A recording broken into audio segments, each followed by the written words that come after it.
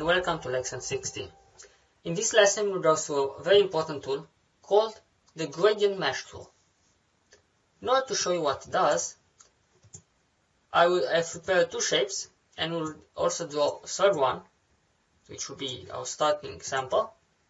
We'll quickly choose a color and click the Mesh tool.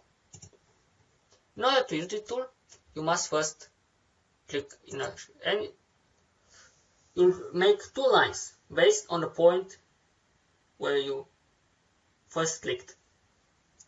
Now this point can be manipulated using the direct selection tool. So it can be drawn around. You can change the handles. Now at first it seems that nothing happens, but with the point selected, let's choose another color.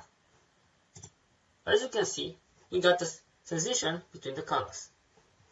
We can click again, either on the line, which will just make a line here, a vertical line based on the point, or here, and we'll make two lines, if there are no intersecting lines.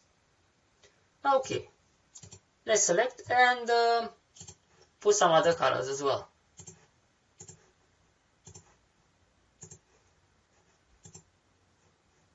Of course, this doesn't look very interesting, but you can make very interesting shapes as well later.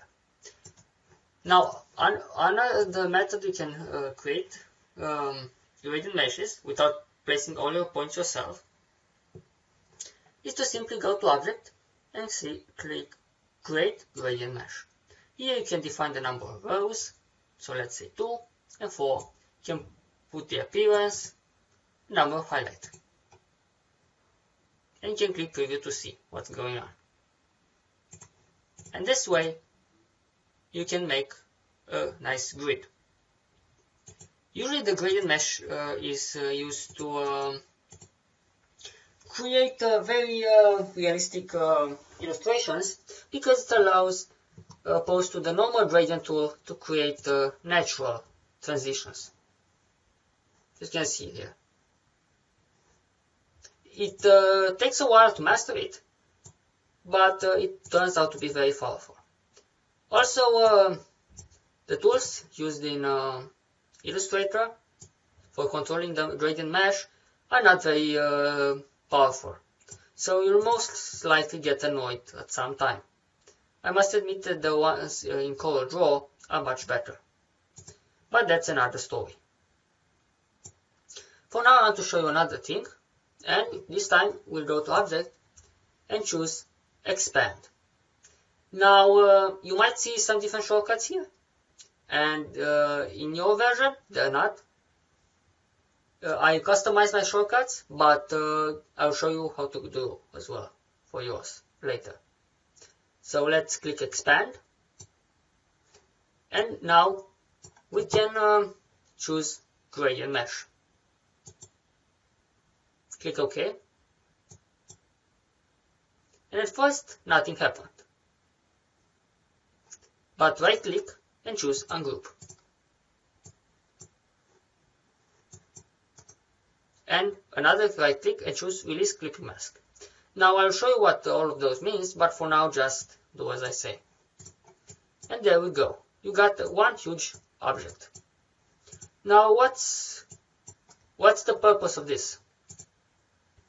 You see, we got a radial gradient mesh, and we can change the flow of the colors.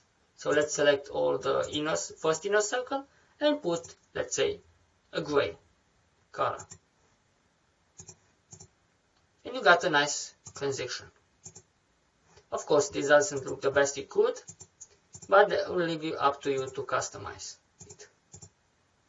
However, this is one way to make a radial knob gradient in Illustrator.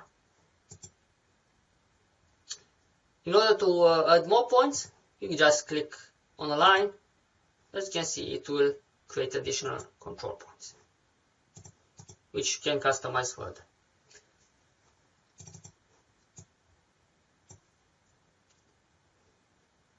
There will be one more thing I want to show you, but we'll leave it for the next lessons since it's a little more complicated. Okay, this is enough for this lesson, and see you in the next one. Thank you.